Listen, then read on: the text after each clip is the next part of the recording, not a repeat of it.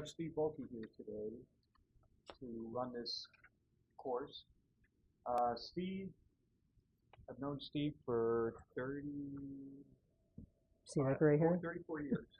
Steve, I started here in 1989. Rob came in 1990, and Steve came in 1990. It was November of '89. Oh, you remember? November of '89. Okay. Steve, look around. How many of you were not born? Yeah, that's a good one. That's good. That's great. That's good. That's the next generation going to run America. So Steve came on like I did, starting in stormwater management, early in design. Yeah. Both became project managers. Steve went to Amaron Construction in '94, and was vice president of Amaron from '94 to 2022. Yep. Steve went on. Steve will never retire. Steve left Amaron in 2022. Retired from Amaron. He retired from Amaron, Yeah. and now is a consultant. And he works with us a lot. He works with contractors. He works with developers. Steve's PE. He's fortunate to have the experience of both on the design end and the construction end and the developing end. He's also developed projects too. So we'll all learn a lot from Steve today, and I'll just turn it over to you. All right, thanks. So, good morning. Waking up. I'm going to try and make this interactive. I'm going to, present a couple things, and on the board, on the screen, I have some real case studies that are very recent. I'm going to probably name other companies by name. And I guess the easy way to say it is that you could probably optimize every project if you have enough time, like to really study the nuances of it and say, you know what, we could do this a little better. So I was putting together, Irene emailed me and said, hey, what can I do for you? Do I have handouts I have to make? And I'm like, oh, I have to prepare? So a lot of this is ad lib, but I put this together. You guys have a handout. And I guess I sort of asked myself the question in thinking about it, because the title was Value Engineering for Constructability. And it made me think, like the old adage is, you can build anything. We can design anything. And I was going to pull up some pictures of like these bridges in China.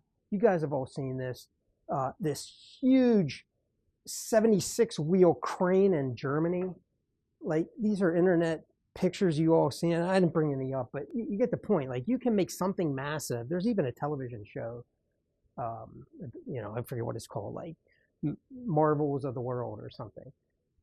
So you can design anything and you can build anything. The problem is you got to finance it. And you project managers certainly know, your clients are in the back of their mind, they're constantly thinking about, oh, how much is this going to cost? I got a client, I've got a tenant on the hook and I got to get this building built for them, which means I need a land development plan approved. And how much is the dirt? How much is the infrastructure going to cost? How much is the building going to cost? And I've already talked to them about a price point of X dollars per month rent. Can I get this back in 12 years, 15 years, 22 years? What is it? So it all comes down to money, everything we do, right? Penn State football, the NIL, we just saw that come through yesterday. How much is a foot of street? So that was going to come up later, but that's a great question. I get that call. Hey, I'm looking at planning something. What's about a foot of road cost these days? Well, let me go back to our days. $275 a foot, back in the 90s. Go to 2010-ish, when we were in the hot and heavy of Stearns Crossing. Some of you might have worked on Stearns. Amaron was a partner in that development, and we were pushing the 550 to 700, depending on, are there detention ponds in this phase? Is there any offsite utility extensions, et cetera?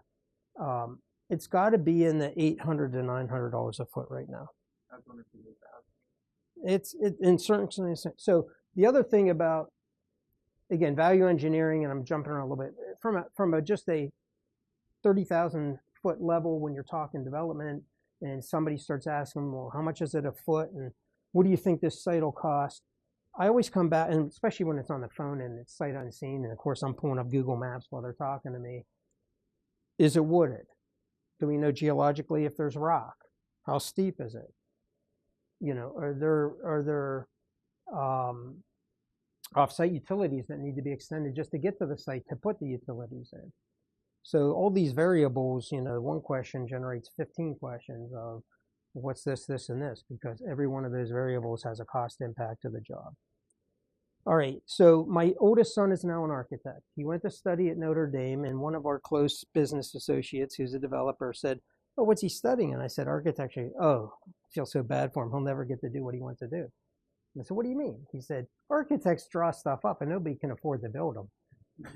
So their spirits get crushed. You know, they're like, "Oh, I designed this beautiful thing," and so I always think of that when I think about the cost of construction. Right, architects, you know, they never get to build or see the finished look of what they may have conceived. Okay, so then I said to myself, we're going to talk about value engineering. Well, what is value engineering? And because I was a horrible English person, my SAT scores were pretty low. Go to the web, right? Ask them what's. So I cut and paste this right off the web. It's you know, analyzing the product, in this case the project, for its value and its functionality. And then they give you a couple of different ways of looking at it: systematic analysis, function orientation approach, value as function of cost. I really think we're in the world, land development, civils, of the function oriented approach. How can I provide the same function, meet the ordinance for stormwater, for depth of flow, gravity, whatever, eliminate pumps, and get the same function, right? The house can be built, it can have gravity, stored in water, or water pressure. You know, there's no conflict with pipes, and you're putting in as few pipes as needed to take care of the function, which could be delivering water, getting rid of waste, and dealing with storm drainage. And then the fourth pipes are, of course, people refer to it as dry utilities, electric, cable, internet service, those things. So the goal, you know, the goal is to find ways to achieve the necessary function at the lowest total cost. And I highlighted operating costs and maintenance costs. That was not highlighted or boldfaced. Why? Because there's situations where I would say to a customer after looking at the land development, look, I can do it this way and I can do it that way. If I do it that way, and I'm going to give you some concrete examples later, but it may cost you as much or even more upfront. But now I'm thinking about the operating costs and the maintenance cost. You know, do we really want to put a pump in? We can dig deeper, get gravity sore, run it away, and now you don't have to put a grinder pump in. Grinder pump's a cheaper solution. I can do a 4-foot deep pressure line over to the gravity manhole, and that's, you know, let's say $30 a foot when you're talking $94 a foot for gravity at a deeper elevation. And you got a pump in there, and so at the end of the day, maybe the costs are just ever so slightly less with a grinder pump. Guess what? Now you own a grinder pump. When you have a sewer system by gravity, all you're doing is paying the quarterly bill to the sewer authority. The chances of that pipe having a problem, now I say that over 30 years at Amaron, we fixed a lot of sewer pipe. Why? Because they were old terracotta pipe and roots got in there, etc. But mostly the maintenance costs in today's gravity sewer with well-sloped new plastic pipe, you're probably talking 80 plus years life cycle. And with a pump, who knows? You know, somebody flushes the wrong thing down there, the impeller gets chewed up, you're replacing a pump. There's $3,000, you know. So I think we need to think about operating and maintenance costs over the life of whatever the alternatives are that we're looking at. Okay, so some benefits. Value engineering can lead to increased functionality, improved quality, reduce your cost, obviously, is one of the first things that we're looking for, benefiting the end user. Finding less expensive materials and design solutions. That's something I talked to you guys about over the last couple of years we've been consulting is, hey, what type of pipe can we use here? Can we get away with HDPE where there's shallow cover? And somebody might be thinking RCP pipe. So with that, does anybody have a comment or question about the whole idea of VE? Like, are you thinking, are designers thinking about it, or is it always usually come from the PM side that says, hey, we need to do this, your schematic's a great start, but now we need to hone in on it? You know, and it's a two-way street, quite frankly. The designer should be saying, look, do you think we could do this or this? Or I got a third alternate I'm dreaming up here. What do you know, what's your experience with it? And that's why I love this group right here, right? Because you've got us old guys, been there, done that, and then some new ideas coming in.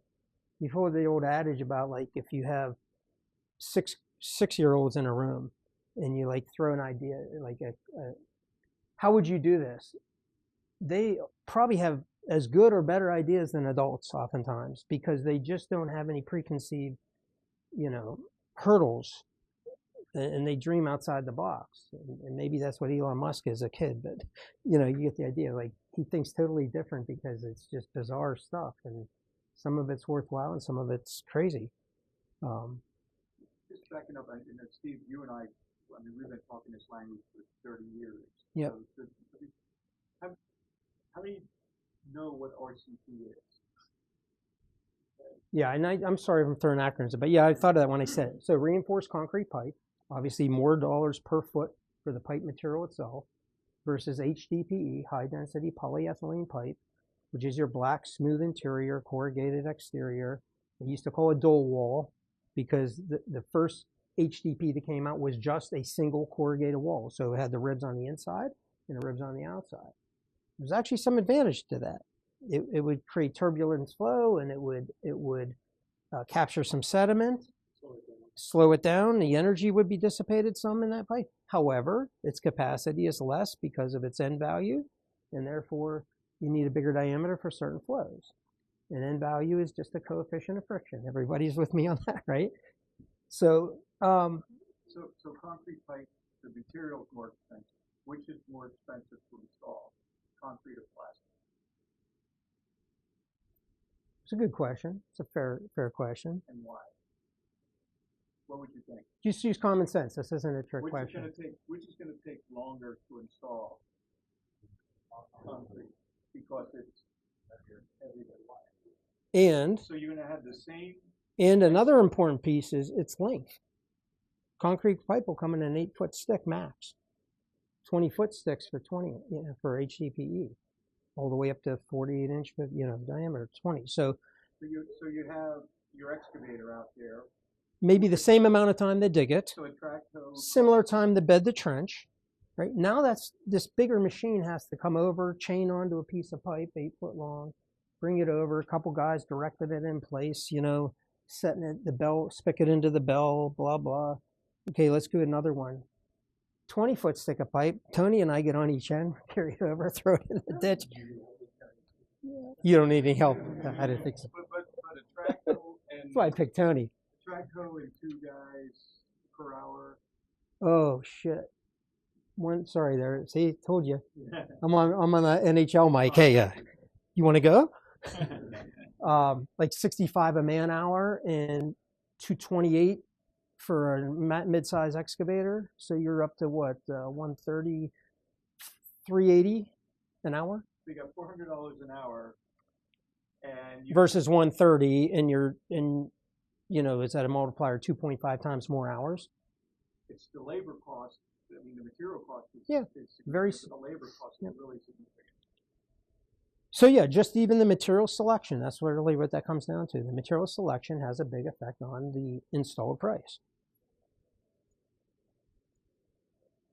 The structural integrity of what's going over the pipe may be causing a HDPE pipe to fail, but basically their testing, the manufacturer's testing, is if you have 2 foot of cover, you're usually pretty good in any condition, especially if you're then going to put a surface over top of it of asphalt or concrete or whatever because of vehicular load. Sometimes the governing body requires or Penn State. Which that drives me crazy as a contractor. I'm like, you're telling me I have to do this, but you don't have any good reason because I can deliver this product, and get the same functionality back to VE. The function will be the same. Why are you mandating? Okay, so let's go to waterline. Most authorities, and I shouldn't say most mature metropolitan authorities require copper for the laterals. In more rural, less metropolitan areas accept polyethylene tubing. Big difference in price. Big difference in how it's even delivered. You can't, certain size coppers, you can't get them over a 50-foot coil. Now you have a coupler. Coupler's made of brass. That's $135 a pop. Where you could go with polyethylene tubing, comes 200 foot on a spool. You're just wheeling it out. It's lightweight. You don't have to worry about it kinking. There's all kind of little installation things, but it's a good segue to what I'm going to talk about with HRG down in Mifflintown. I got a good case study. So let me pull up this one. This is hot and heavy. Let me see if I didn't do that. This job is Mountain Any Manor. It's had a shelf life of how many years, John? Going on 20? Conceived as a plan, never built. I'm going to hold this up. So that's not good. That's not good at all. Okay, I'll hold it up here. So this is a cross-section of existing conditions. It's sloping land from the south to the north, actually.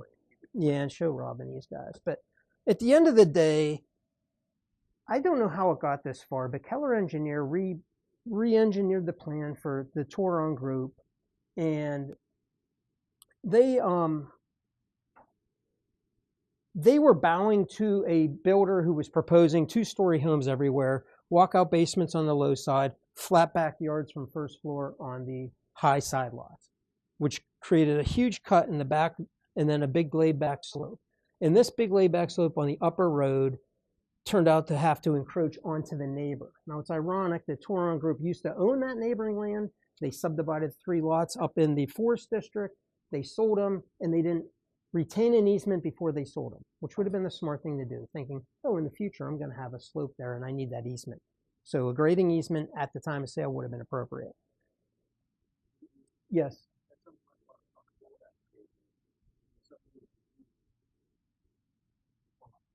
On the same place. And was it up there originally as well? The grading easement? Back when? No grading easement. Oh, the septics. On this lot? On this thing? This is now public sewer. No, not the ones above. Oh, the ones above. Gotcha. Okay. So basically, Toron hires me and says, look, I need you to look at this plan. Tell me if there's any value engineering we can do. And also, yeah, we can take it down. Yeah. The camera saw it. That's good. I may refer back. So, it's painful to look at this and say, how the heck did you let the engineer go this far with the design, which was approved preliminary plan with conditions, without questioning 91 inlets, steep slope, bulk cut, blah, blah, blah. So I use this software. Is that on the screen? Yeah, this is Insight. Now, this is my value engineered one where this slope came all the way back to where that green is. This is the property line. And that heavy green is just the grading of a cutoff swale. Because they wanted the upstream water to be cut off, it's being brought down here, collected in 2 rear inlets going into the street system, going into these 2 detention ponds. And then ultimately, this area drains down to this pond, and the outlet of this comes down and goes to this 3rd pond. By the way, that's Roads Lanes project, which has had 4 shelf lives. Clients and redesigns. It's just a really tough parcel. So, right off the bat, we looked at 3 things. We're looking at the 3rd thing, stormwater with Nate. But looked at earthwork right off the bat and said, okay, this is a huge cut waste, and there's a ton of bedrock. And by the time you drill and shoot and get rid of it, it's going to cost a lot of money. So I said, let's go back to the concept of the homes on the high side. And what if they were, I call them tailgate homes, or they call them under garages, where you come in your garage and this recreation area be on the 1st floor, and you go upstairs and you have kitchen, living, and bedrooms, which is basically a split entry, except for we're putting the entry at the bottom. And we go up to Springfield Commons, and there's 2 beautiful looking homes up there built that way. And so we start talking to the builder, and like, yeah, we don't think, we only have 2 models like that. They're not big sellers, but we understand out of 49 lots, 16 of them would be converted to that. That would be these guys right in here where you see the contours in between. So this group and this group here. Then we had to meet, and by the way, that reduced about 40,000 cubic yards of earth moving from cut to waste, like off-site.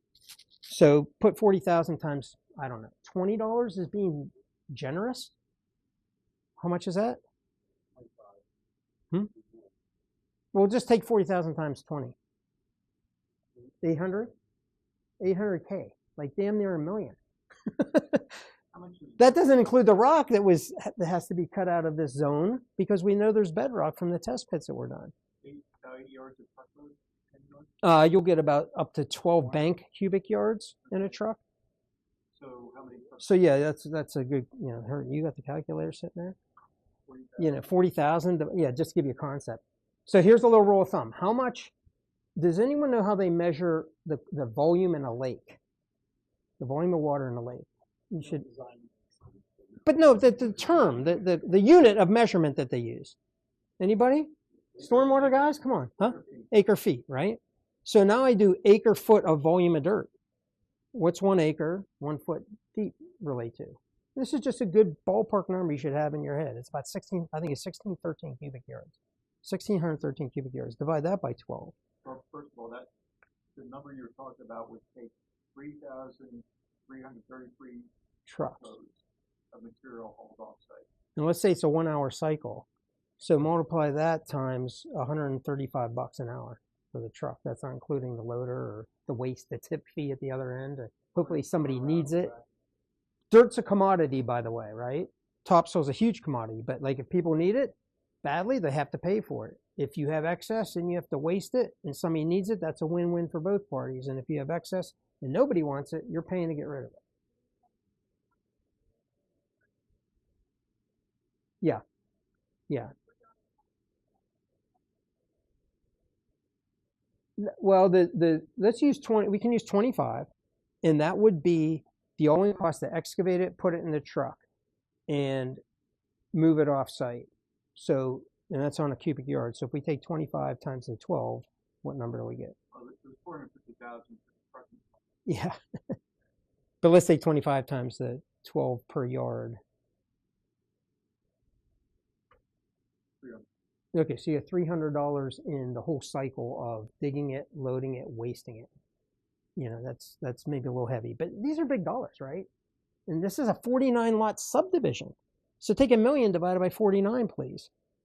Is that about 20K? Like, so lots that were going to be $65,000 or $70,000 in the market are now $90,000 just to cover costs of construction. That's just the dirt. So these are big, big numbers. The other thing we looked at, and unfortunately UAJ will never accept this, we had a meeting with them face to face. Can we raise the sanitary source such that you don't have guaranteed basement service? Okay? Because again, we're down in rock, and I did an analysis.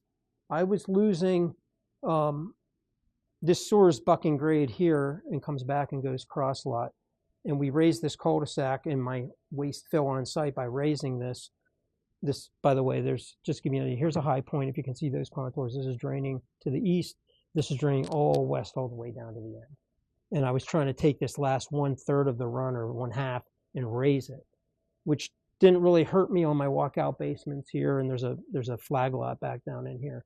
And it was like $325,000 between depth of sewer, depth of the manhole walls, depth of excavation, etc., throughout the entire system to raise it so that you had sewer service gravity from first floor, but not necessarily on the buried basements. And they're like, no, because everybody wants basement service eventually. There's no good justification of why they have that. Now, I'm going to segue to Carlisle, Pennsylvania, where this company has done a subdivision called Meadowbrook Farms, and it's a really long story, but 33 years ago, I walked it as a feasibility study, and in 2022, the developer called me back and said, hey, my project manager walked on me, can you help me get this done? And there were 2 phases to go, a 11 lot subdivision, phase 9, 24 lots, phase 10. We're doing phase 10 as we speak. Just talked to the attorney's office. They've got lots 16 and 17 pending sale right now. Cal Zimmerman, PMA Development. What was the number? 89. There you go. So here's where I picked it up in phase 9 on the backside of COVID. They had bid it pre-COVID or during COVID, got the bid results and just sat on it. And that's when this project manager fled the scene. Like, we're not really sure about that. And Cal calls me and says, hey, I got numbers and I want to hire somebody. Like, there's a demand for lots. We got to get this going. Can you help me? So I meet with the contractor and review his bid and get with John and, get caught up on the whole preliminary final plan conditions, where we're at, blah, blah, blah, blah, blah. And we get him under contract and he gets started and things are going pretty well. And he calls me as he's digging. The sewer main was in and it was deep enough to accommodate basement services on this relatively gentle sloping road. It was coming down at 2.5 and it dropped to 4.5, I think, to tie into the next phase. And so all the homes were sitting on paper above the curb line. This side should have had walkouts, but because they blew a bunch of waste from previous phases, where are we going to waste that? On site? We'll just throw it over in phase 9, or we'll get there when we get there. Nobody's thinking about where they're putting it. Meanwhile, they need dirt in phase 10. So these could have been walkout basements. They are now flat lots that go back and then they drop off to a swale when they should have been beautiful walkouts. Anyhow, the contractor calls me and says, hey, these sewer laterals, like, can I raise them up at 6-7% and keep them shallow? I'm like, no. Why would you do that? And he goes, well, this builder's not going to put gravity sewer in the basement. They always do grinder pumps. I said, what are you talking about? Like, it was designed for gravity sewer. We talked about the cost of a pump and long-term ownership earlier. Like, it doesn't make sense. So he's trying to get out. That contractor doing the site work is trying to get out of it. Like, I won't have to bring in a trench box and I won't have to dig as deep. And by the way, the builder isn't going to connect deep anyhow, so he won't need a trench box with his digger. And I'm thinking, this is insane. Like, didn't the authority require this? And that's when he said to me, no, they don't. Middlesex Township Municipal Authority does not require guaranteed basement gravity source service if you can get it. And I'm like, damn, we could have saved money. We, the developer, because he's not buying houses and he's not living there. So what's he care at the end of the day? If his market, which is Garmin Homes and Burke's Homes is actually down there as well. If their market is, we don't put gravity sewer to the basement, why should we? Because we're just spending money that the consumer isn't going to use. And they're not going to use it because we, the builder, are pushing them to the house style that we're not going to have it below the footer. We're going to have it come in the midway foundation, which is crazy, right? So I learned a lesson, and the lesson really is talk to the authority first and see what they require. Then go talk to your client and see what they really want or need. Because if they're selling lots to builders that aren't doing it, then your client shouldn't be spending the money doing it. Does that make sense? Are there any questions there? I mean, and they're a pretty mature metropolitan area, right? This isn't rural America, but you guys have been around. You see big differences in the rural versus the metros. Is requirements and how they look at things. Okay, so to close up this guy, we bid it. We bid it as the sewer, the stormwater, the road systems, the underground utilities were per the Keller design, and the earthwork was per Steve Balkey's value engineering. And we told Jerry Northridge, who's the assistant engineer of College Township, that's what we're doing. And by the way, Tom's preliminary plan with conditions was expiring, and they wanted $4,400 to extend it for the second time. Like, there's a big fee to extend a preliminary plan. And Tom said, the hell with you, I'll just pull it.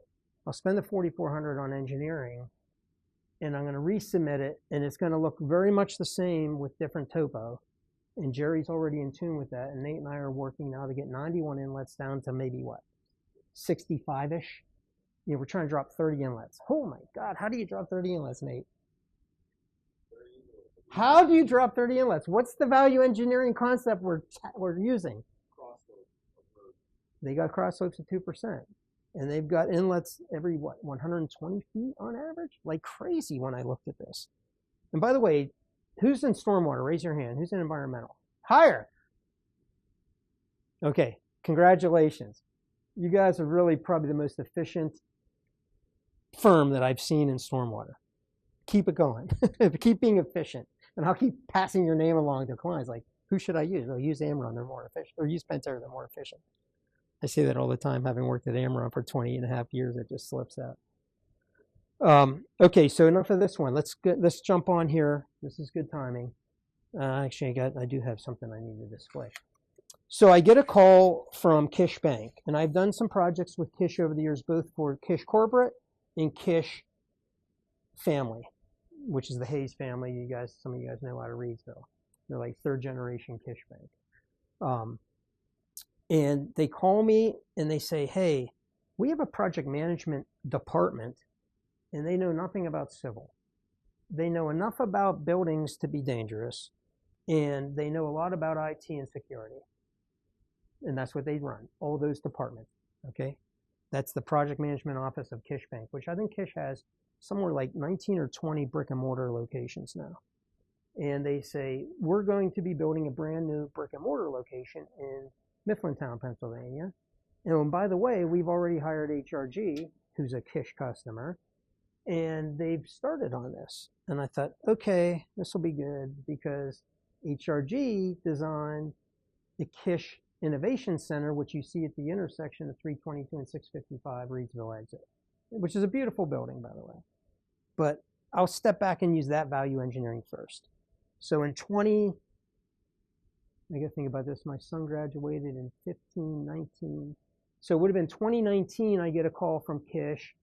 And here's why I vividly remember this. He calls me, he says, hey, I've got a plan approved by the township for our innovation center at Reedsville, and I'd like you to look at it because we haven't bid it yet, and see if there's anything that you don't like or could be done differently.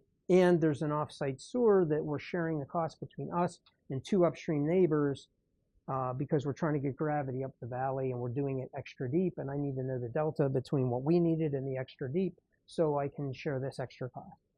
Okay, so he needed some cost analysis for shared costs. He wanted some VE. And I'm not going to draw this, but if you can picture a building with parking all around it, right? And it's double stacked parking. So you have an aisle, but in the very back, there was a double stack lane, and then an aisle with only one bay of parking facing the building. The aisle was on the outside. Cardinal sin, right? What are the 2 cardinal sins in civil design? Rob, you got one of them. Double stack. Oh yeah, double stack, parking on both sides of the aisle. And what about a road frontage? Non-revenue. Non-revenue roads, right? So you want, in fact, I go back to 1994. My first job at Amron was to look at a subdivision in Toff Trees that had a single stack road, and the other side was the golf course, and they wondered why it cost so much.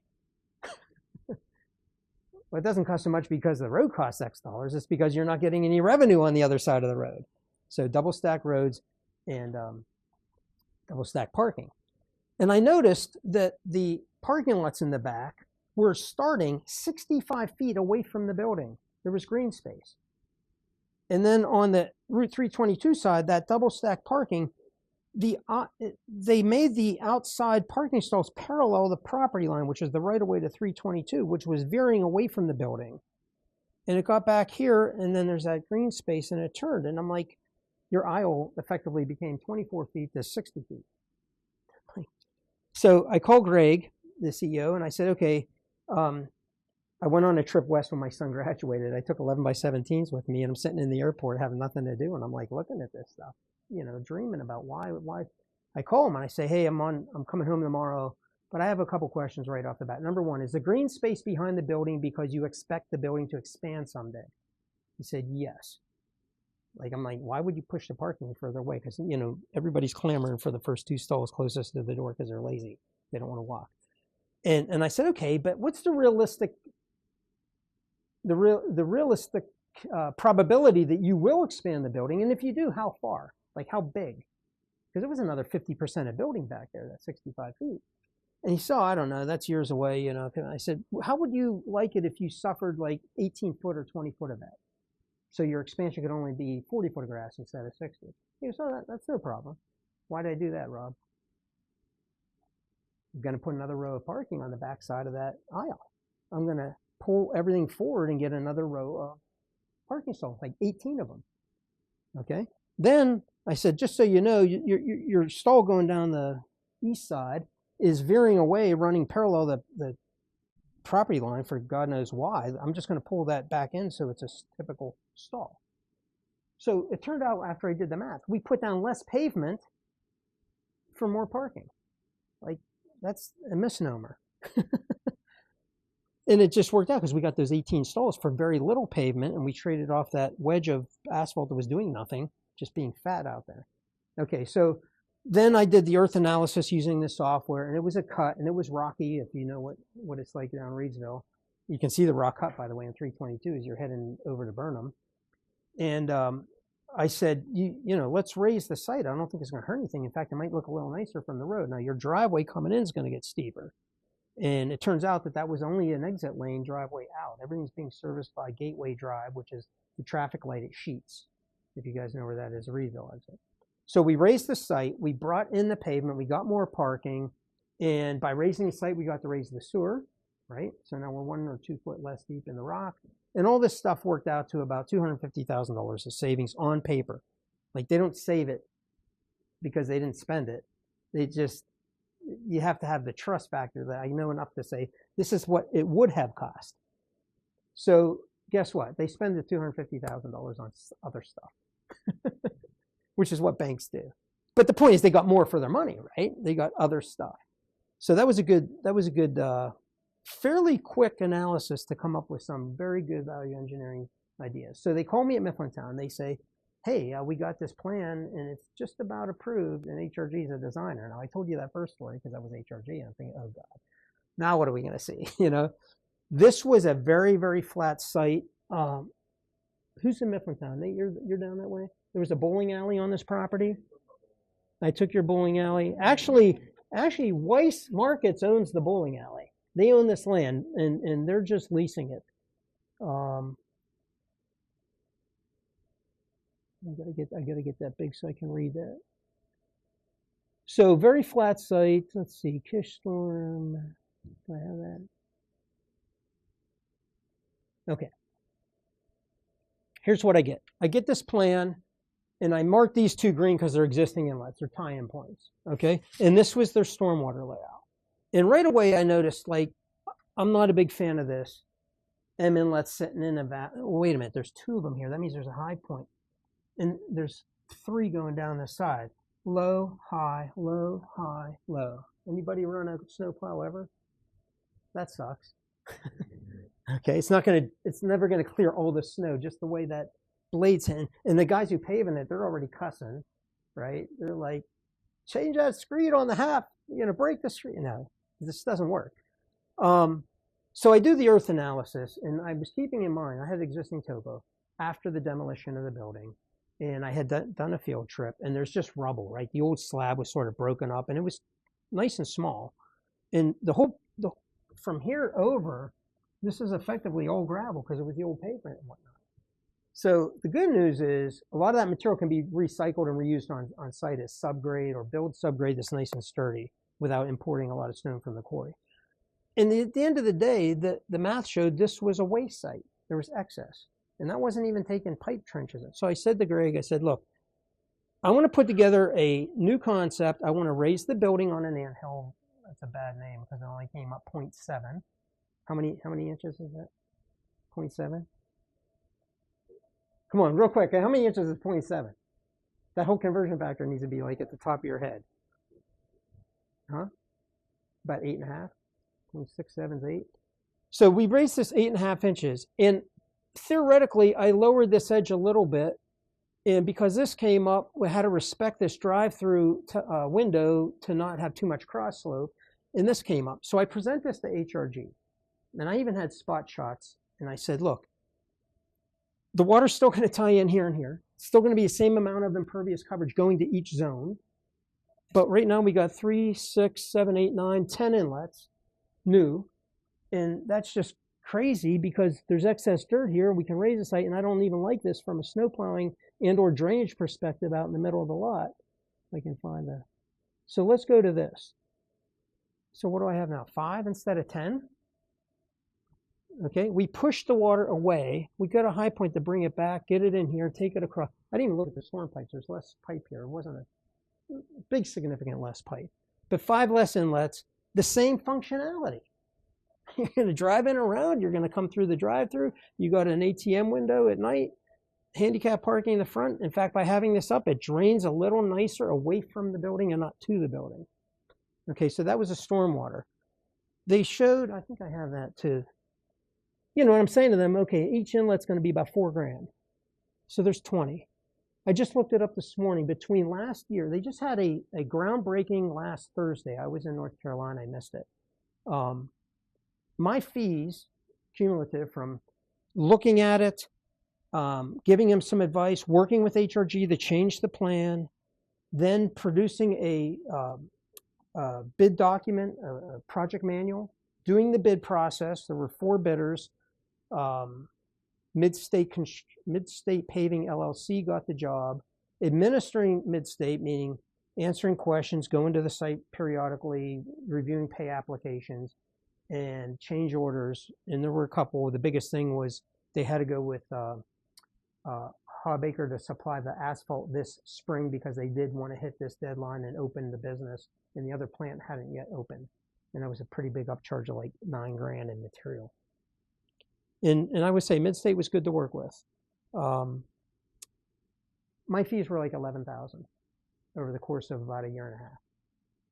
So right off the inlets, I feel like I paid for myself, right? The savings there. Plus, I was educating their project management department, and that was part of the gig. It was like, teach us how to do this. Like, how do we talk the talk? So I'm working myself out of work. But they really appreciated it. And they're probably going to bring me on whatever the next one is to assist. And it really hit me well because their architecture firm was from Minnesota that was a specialist in banking. And they used kind of the same motif. This little bank, red brick, columns in the front, looks just like the one at Hills Plaza. Okay, kind of the same motif. And now they have a really nice architectural set of plans. They can take that and scale it up or down, whatever they need in the market they're going to.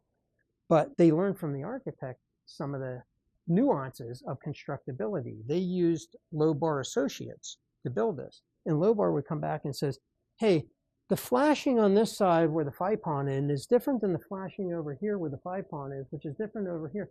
Like, why do we have 3 details? We want to do it this way. This is the faster, cleaner, consistent constructability. So they were learning that side of it, the architectural value engineering on it.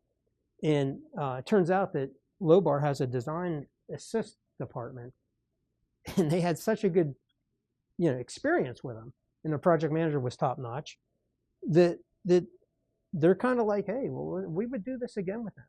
Like, we competitively bid it, but they would definitely be a contender just on value.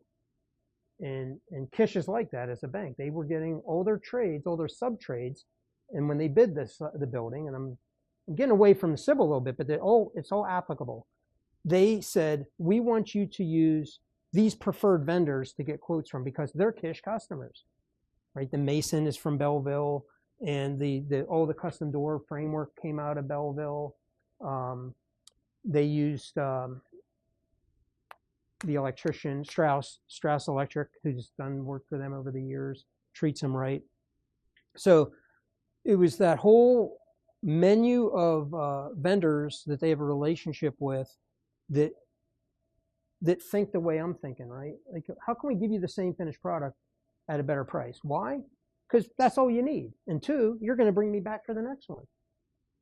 So it's relationships, right? You end up in no different than Pantera. You got repeat customers, and whether it's the Wawas or the Sheets or the who's the third competitor, are you guys doing stuff for Rudders? Yeah, okay. So you're the Alexander Construction of fuel state convenience stores. I joke because Alexander has worked for Mount Any Health, Geisinger, and Penn Highlands. And I'm like, these guys are competing, but yet they're bringing the same GC on to build their buildings. Isn't that interesting? So that's a good place to stop, right?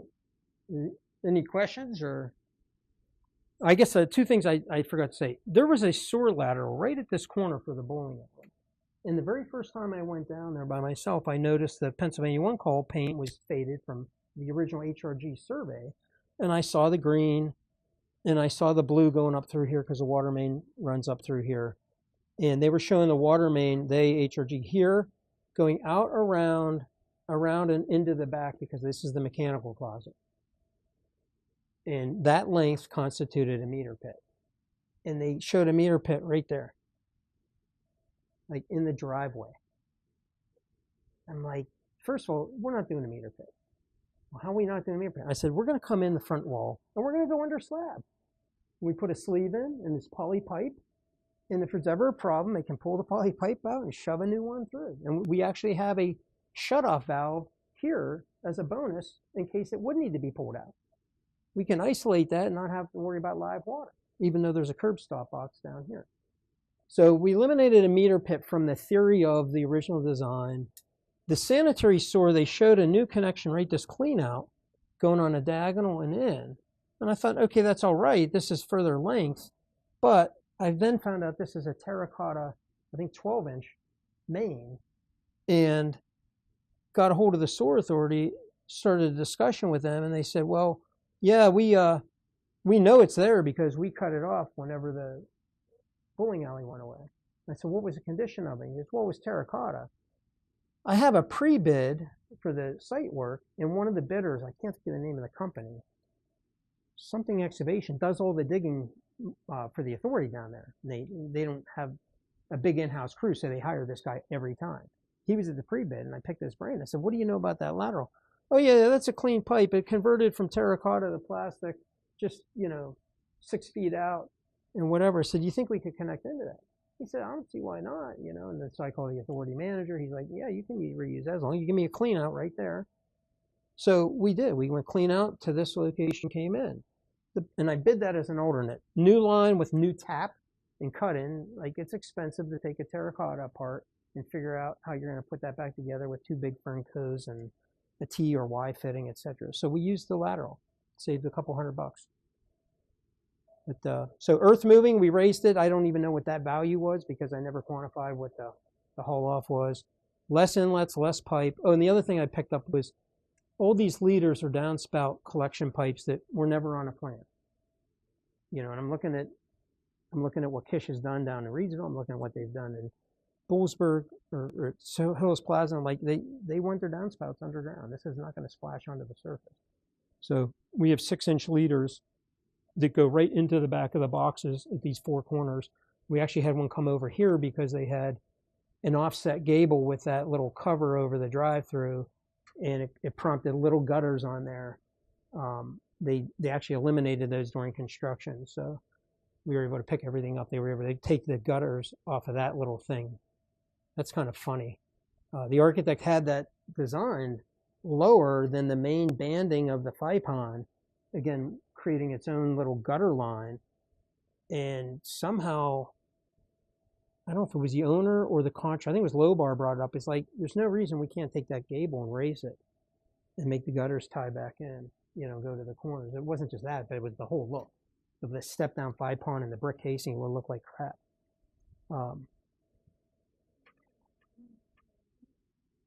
Okay, so I'm going to show you a couple pictures of this site, and then we're going to gather up, and whoever's going down to the storage facility, what's the name of that? It was Lacrone on your plan set?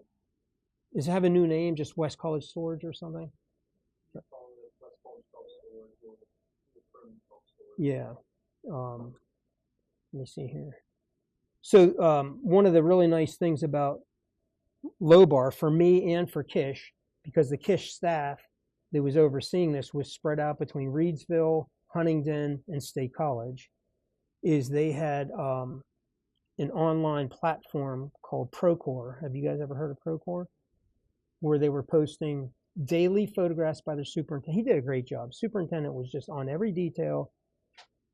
I mean, I've been around these guys. It's like, oh, you want me to take pictures tonight? No, I want you to take pictures every night. I was like it's a pain in the ass. It's like you're standing there and you have your phone in your hand.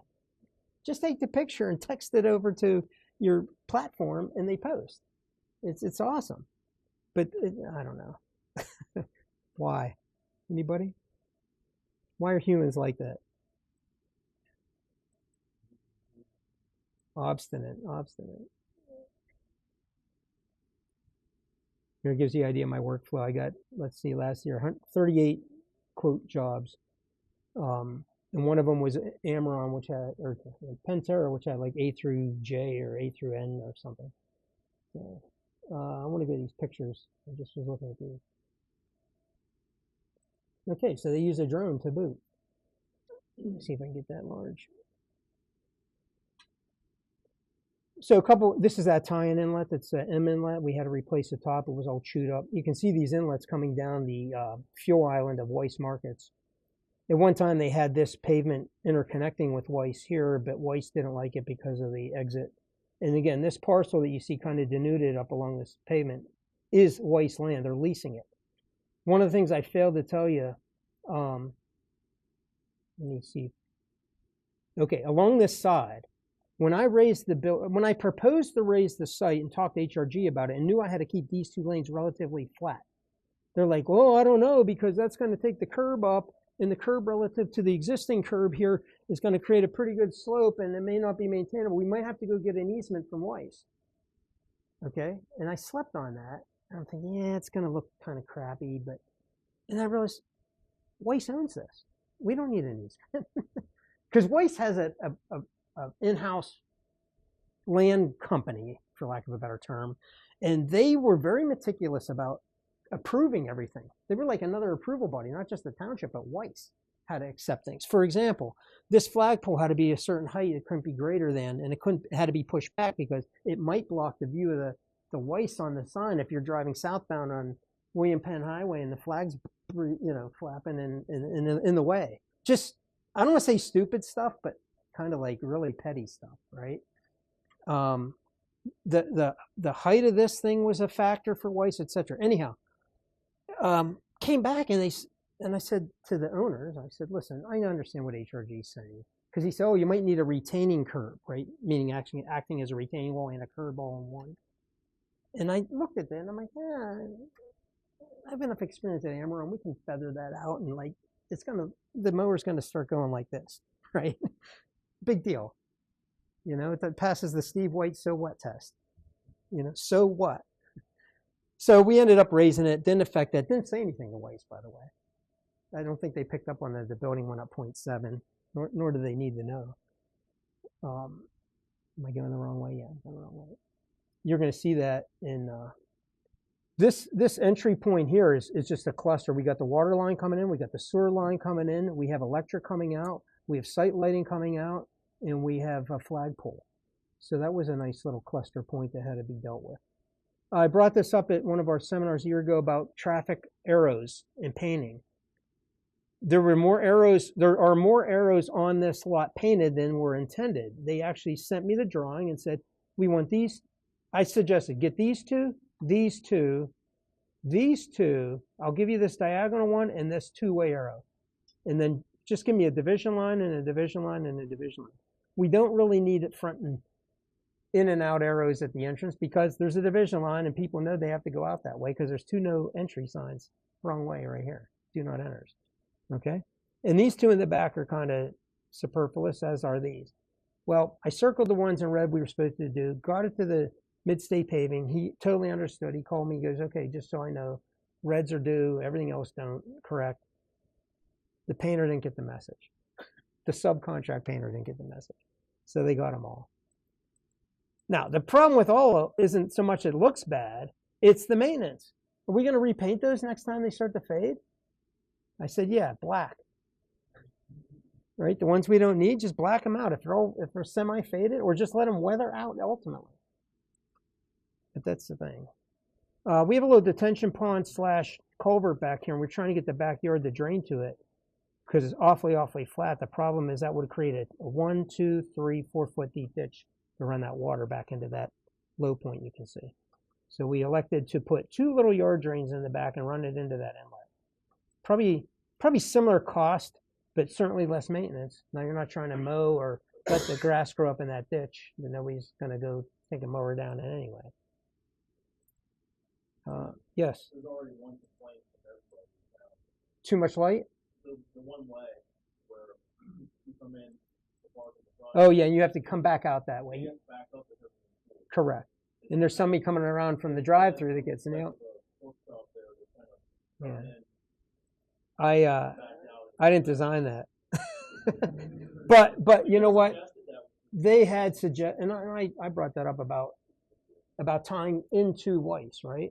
I'm like, well, why we could eliminate some pavement, actually. That whole back ring going out around, like, just come straight across the Weiss, both front and back. And they showed me 6 renderings like iterations of draft layouts that they ran by Weiss. No, no, no, no, and no. Yes. So they went after it. I mean, give them credit for that they were trying to minimize the amount of black. Okay, the rest of that's just as construction went along. So good little site though. They're up and running. Just give you an idea, that site package is about $300,000. Build the pad, put in the stormwater, run the sanitary water main, the electric and cable came in from the pool out front, the grading, the paving, the curbing. There's two types of curbing. There's PennDOT 18-inch along William Penn Highway. Just trying to see if we can get, yeah, right here. This new curbing starting at that inlet all the way up around to the return. That's 18-inch, and then they went to the low profile for the rest of it. That included the flat work, and the drive-through island was all part of the civil. All the bollards were part of the civil, the refuse pad. They actually put a hitching post there for the Amish. I don't know if that showed up in any of these pictures that they took. You can't really see it, but right in front of that van, there's a hitching post. And then the landscaper did a nice thing. This was always going to be green here. We have a yard drain there because this is, you can almost see the dirt staining in a lollipop shape there. We picked up that water and got it over to this inlet just so it doesn't pool. And then I said, this water is working its way into the backyard. Now we have a yard drain here and here. So, couple adders. I think it was $279,000 bid, and it got up just shy of 300 with the asphalt increase and these couple extra drains. So I would say, what would that be? 20, less than probably about 8% overrun from the initial budget, initial contract.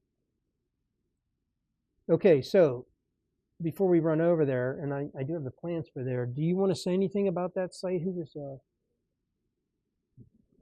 you want to say anything about the site we're going to see? What, did you have any value engineering things there? I know you tried to eliminate that wall by grading the slope down. Yeah, so there used to be a wall behind where the dumpster pad was,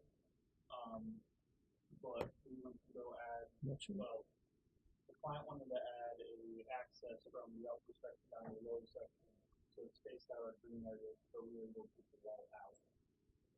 But we also had to put a new access curve. Yeah. I talked to the